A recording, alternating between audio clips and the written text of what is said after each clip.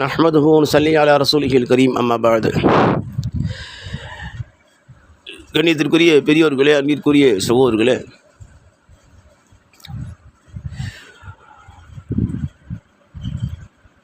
பொதுவாக நான்வெஜ்ஜுக்கு ஹோட்டல்களில் ஹலால் என்ற வாசகத்தை போட்டிருப்பார்கள். ஹலால் என்பது இருக்கிறத ஒரு முத்திரை அல்ல. ஐஎஸ்ஐ முத்திரை போன்று ஹலால் என்று போட்டால் அதை சாப்பிடலாம் என்கிற ஒரு முத்திரை அடையாளம் அல்ல. சிலர் அப்படி தவறாக விளங்கி கொண்டு எல்லா கடைகளிலுமே ஹலால் என்று போட்டுக்கொள்கிறார்கள். ஹலால் என்று சொன்னால் அந்த பிராணியை அறுக்கின்ற பொழுது, ஆடு, மாடு, கோழி, ஒட்டகம் இப்படி உண்ணக்கூடிய இந்த பிராணிகளை அறுக்குகின்ற பொழுது ஒரு முஸ்லீம் பிஸ்மில்லாஹி அல்லாஹு அக்பர் என்று சொல்லி அறுக்க வேண்டும். அப்பொழுதுதான் அது ஹலால் ஆகும். பிஸ்மில்லாஹி அல்லாஹு அக்பர் என்று ஒரு இஸ்லாமியன் சொல்லி அறுக்குகின்ற பொழுது அந்த கோழி இறைச்சியை, ஆட்டு இறைச்சியை, மாட்டு இறைச்சியை, ஒட்டக இறைச்சியை சாப்பிடலாம். அறுத்ததற்கு பிறகு சொன்னாலும் ஹலால் ஆகாது. அறுப்பதற்கு முன்னர் சொல்லிவிட்டு அறுக்க வேண்டும். இதுதான் ஹலால். இந்த பிஸ்மில்லாஹி அல்லாஹு அக்பர் என்பது முஸ்லீம் அல்லாத நான் முஸ்லீம் சகோதரர்கள் சொல்லி அறுத்தால் கூட ஹலால் ஆகாது. லா இலாஹ இல்லல்லாஹ் முஹம்மது ரசூலுல்லாஹ் என்ற கலிமாவை சொல்லி இஸ்லாமிய ஏற்றிருக்கிற ஒரு மூமின் இந்த கலிமாவை சொல்லி அறுக்கின்ற பொழுதுதான் அது ஹலால் ஆக முடியும் என்பதை நாம் முதலில் விளங்கிக் கொள்ள வேண்டும். ஒரு ஹஜ்ரத்தை அழைத்து அறுக்க சொல்கிறோம் என்று வைத்துக்கொள்ளலாம். அல்லது முஅத்தின் வந்து அறுக்கிறார் என்றால் அவர் பிஸ்மில்லாஹி அல்லாஹ் அக்பர் சொல்ல மறந்து விட்டார், சொல்லவில்லை, சொல்லாமல் அறுத்து விட்டார், ஹலால் ஆகாது. அறுப்பவர் ஆலிமாக இருந்தாலும் கூட, அறுப்பவர் முஅத்தினாக இருந்தாலும் கூட, தொழுகையாளியாக இருந்தாலும் கூட பிஸ்மில்லாஹி அல்லாஹ் அக்பர் என்று சொல்லி அறுத்தால் மட்டுமே ஹலால் ஆகும். ஒருவர் தொழுவதில்லை, விட்டு விட்டு தொழுகிறார், ஆனால் இஸ்லாமியர், கலிமாவை சொல்லியிருக்கிறார், ஒரு மூமின், அவர் பிஸ்மில்லாஹி அல்லாஹு அக்பர் என்று சொல்லி அறுக்கிறார் என்றால் ஹலால் ஆகிவிடும். உதாரணத்திற்கு, இன்றைக்கு ஒருவர் ஃபஜ்ர் தொழுகவில்லை, ஆனால் பிஸ்மில்லாஹி அல்லாஹு அக்பர் என்று சொல்லி அறுத்து விட்டார், அந்த பிராணி ஹலால், சாப்பிடலாம். இன்று ஒருவர் தஹஜ்ஜத் தொழுதார், ஃபஜ்ரும் தொழுதார், ஆனால் பிஸ்மில்லாஹி அல்லாஹு அக்பர் சொல்லாமல் அறுத்து விட்டார், சாப்பிடக்கூடாது. இங்கே விஷயம் என்னவென்று சொன்னால், அறுக்கிறவர் மூமினாக இருக்க வேண்டும், அறுக்கிறவர் முஸ்லீமாக இருக்க வேண்டும், அறுக்குகின்ற பொழுது பிஸ்மில்லாஹி அல்லாஹு அக்பர் சொல்ல வேண்டும். இதுதான் விஷயம். இன்றைக்கி காலையிலே ஒரு கடையிலே சென்று இறைச்சி வாங்க சென்ற பொழுது அவரிடத்தில் நான் சாதாரணமாக கேட்டேன். பக்கத்தில் இருக்கிற கடையில் பள்ளியின் முஅத்தின் வந்து தினமும் ஆடு, கோழி போன்றவைகளை அறுத்து தருகிறாரே, உங்கள் கடையில் யார் அறுக்கிறார் என்று கேட்டேன். முஅத்தின் வந்து அறுக்கிறாரா என்று கேட்கின்ற பொழுது அவர் பதில் சொன்னார். அவர் சொல்லுகிறார், இங்கே இருக்கிற எல்லோருமே தண்ணி அடிக்காதவர்கள், மது அருந்தாதவர்கள், அதனால் நாங்களே அறுத்துக்கொள்வோம். அந்த கடையிலே மது அருந்துகிறவர்கள் இருக்கிறார்கள், அதனாலே அவர்கள் முஅத்தினை கூப்பிட்டு அறுக்க சொல்லுகிறார்கள் என்று காரணம் சொன்னார். எனக்கு ஒன்றுமே புரியவில்லை. மது அருந்தியவர், மது அருந்தாதவர் என்பதற்கும் பிஸ்மில்லாஹி அல்லாஹு அக்பர் என்று சொல்லி ஒரு பிராணியை ஹலாலாக ஆக்கி அதை உண்பதற்கும் என்ன சம்பந்தம் இருக்கிறது என்று யோசித்தேன். மது அருந்துவது ஒரு குற்றம், ஹராம். அந்த குற்றச் செயலை செய்ததற்குரிய தண்டனையை அவர் அனுபவிப்பார், அது வேறு. இதை அறுக்குகின்ற பொழுது இவர் சொல்லுவது இது வேறு. தொழுவது கடமை, ஃபர்லு.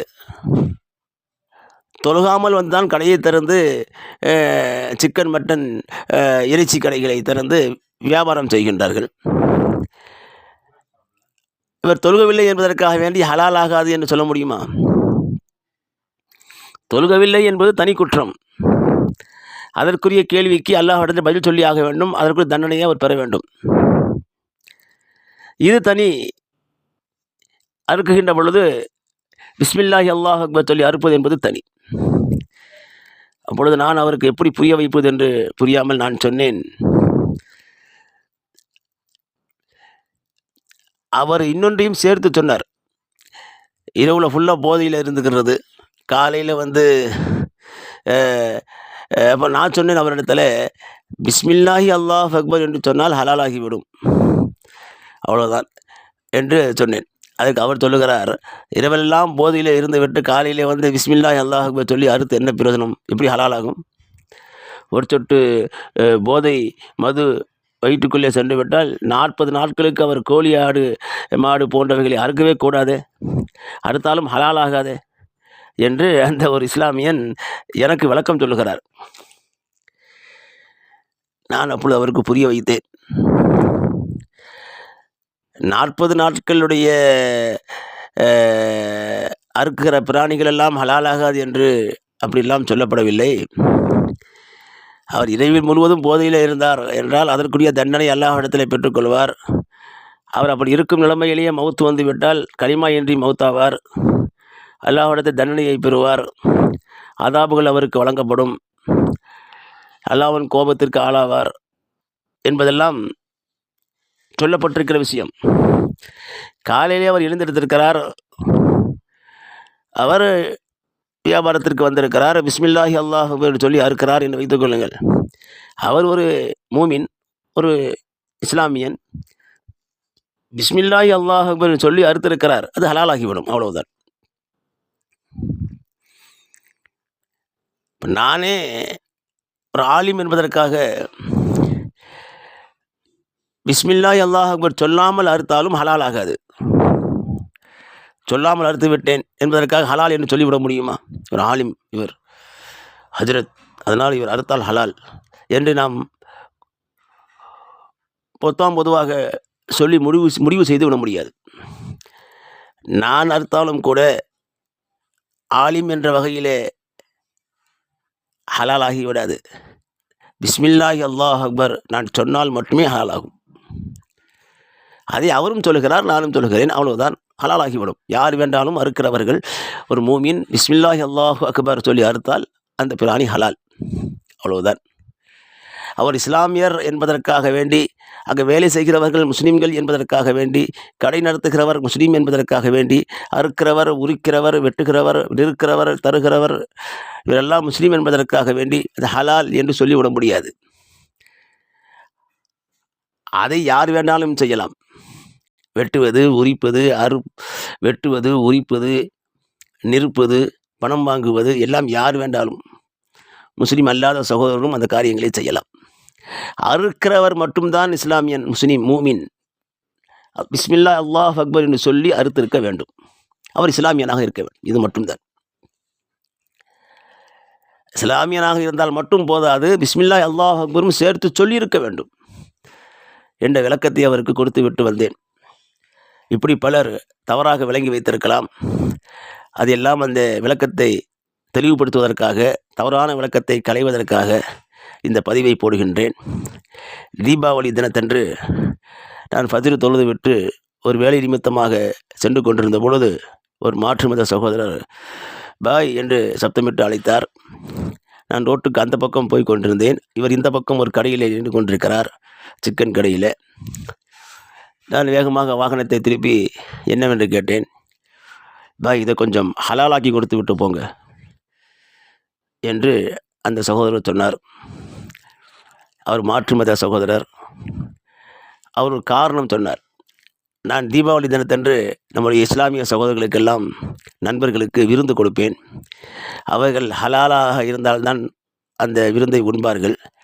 அவர்களுக்காக வேண்டியே நான் எப்பொழுது இறைச்சி வாங்கினாலும், சிக்கன் வாங்கினாலும், மட்டன் வாங்கினாலும் ஹலாலாக்கித்தான் நான் அவர்களுக்காக நான் சமைத்து கொடுப்பேன். அப்படித்தான் இன்றைக்கும் ஹலாலாக்க வேண்டும் என்று சொன்னார்.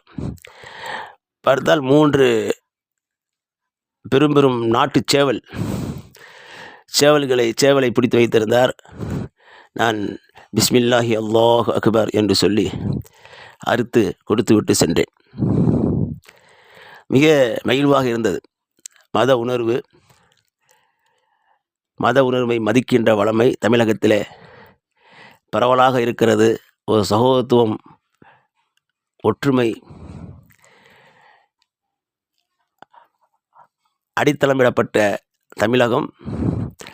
இந்த உணர்வோடு தமிழகத்து மக்கள் வாழ்ந்து கொண்டிருக்கிற காரணத்தினால் இந்திய திருநாட்டிலேயே அமைதி நிலவுகிற ஒரு மாநிலமாக, உணர்வுகளை மதிக்கிற ஒரு மாநிலமாக, சகோதரத்துவமிக்க ஒரு மாநிலமாக இந்த தமிழகம் திகழ்ந்து கொண்டிருக்கிறது என்பதை உள்ளபடியே உணர முடிந்தது. இதுபோன்று ஏராளமான மாற்று மத சகோதரர்கள் உணர்வோடு இன்றைக்கு வாழ்ந்து கொண்டிருக்கிறார்கள் என்பதை தெளிவுபடுத்துகிறேன். வல்ல அல்லாஹ் விளக்க தௌஃபீக் செய்வானாக.